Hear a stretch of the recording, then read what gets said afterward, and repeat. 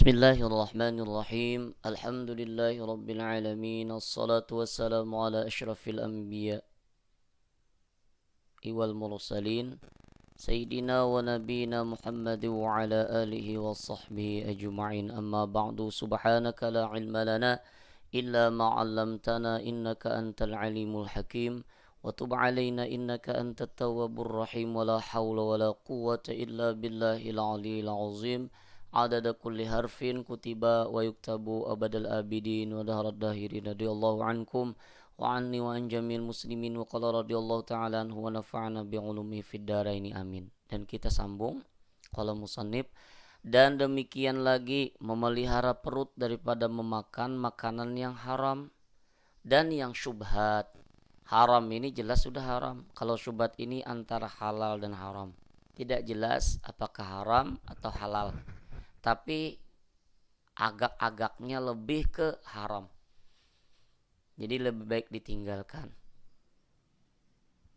Misal kita contohkan, kita tetamu duit di pinggir jalan. Itu syubhat jadinya. Bila kita gunakan, itu bisa tergunakan yang haram.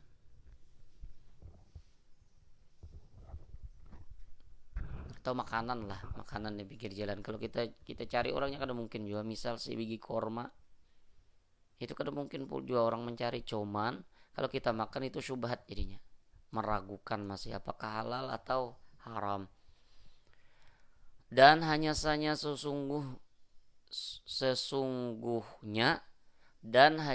sesungguhnya hendaklah engkau berbuka dengan makanan yang halal, dan jangan engkau banyak makan pada waktu berbuka. Jadi berbuka dengan yang halal, satu.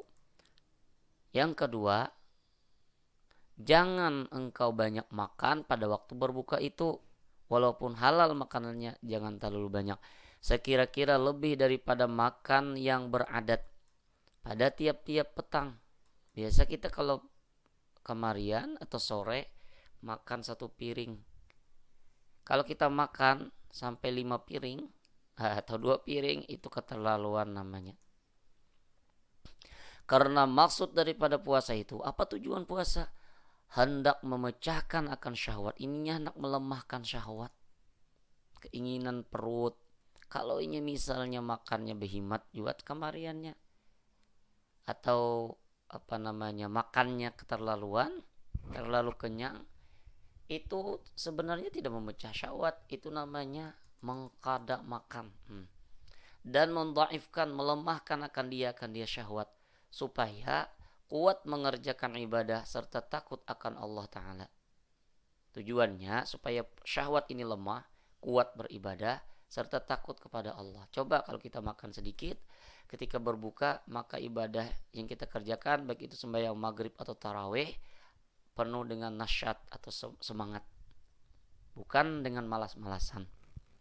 Maka jangan engkau makan pada ketika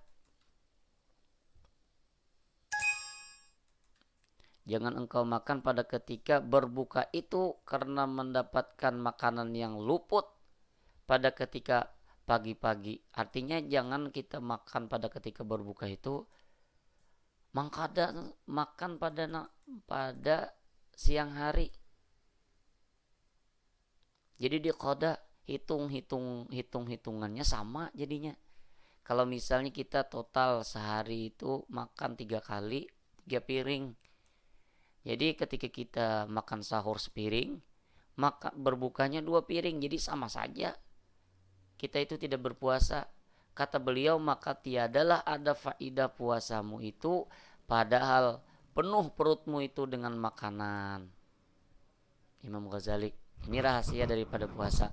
Kata Al-Imamul Ghazali rahimahullahu ta'ala, wa ma min wi'ain abghadu ilallahi ta'ala hi ta'ala azza wa jalla min batnin muli'a min halalin fa kaifa minal haram.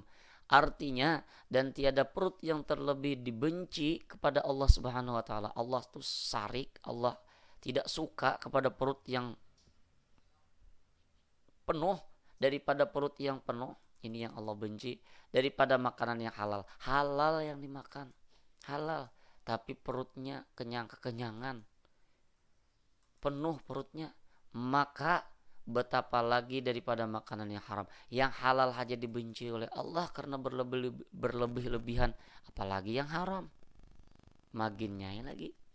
Maka apabila engkau ketahui makna puasa itu, maka seyogyanya engkau banyakkan akan puasa itu barang yang sekuasamu.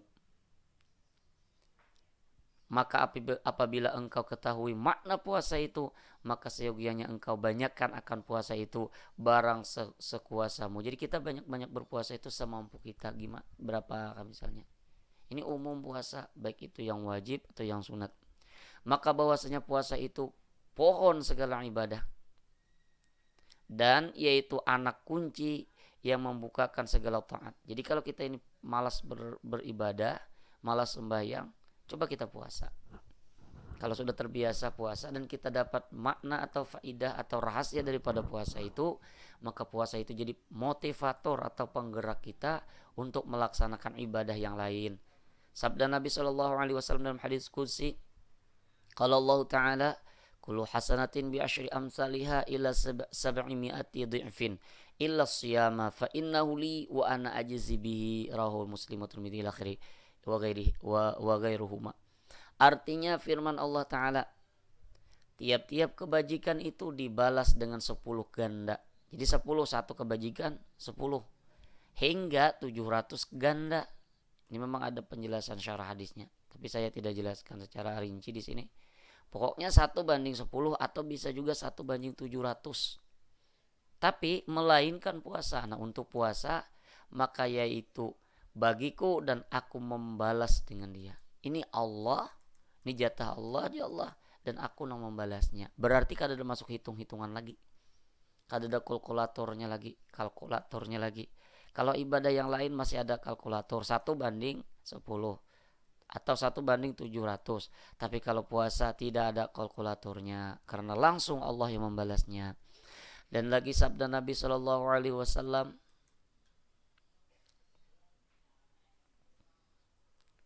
walladzi nafsi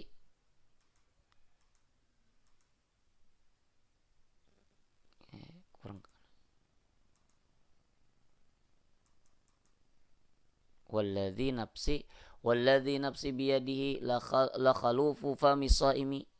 Tidak kelihatan. Ini. Walladzi nafsi biyadihi la khulufu fami shaimi atyabu 'indallah min rihil miski. Yaqulullahu azza wa jal innama taraka syahwatahu wa ta'amahu wa syarabahu min ajli wa siyamu li wa ana ajzi bihi. Muttafaqun alaih. Hadis riwayat Bukhari dan Muslim ini. Artinya demi Tuhan yang nyawaku, diriku dijadikannya dengan kodratnya, sesungguhnya bau mulut orang yang puasa. Biasa kalau misalnya kita lama tidak makan, itu akan menyebabkan angin yang dalam perut itu keluar dari mulut, akhirnya mulutnya berbau.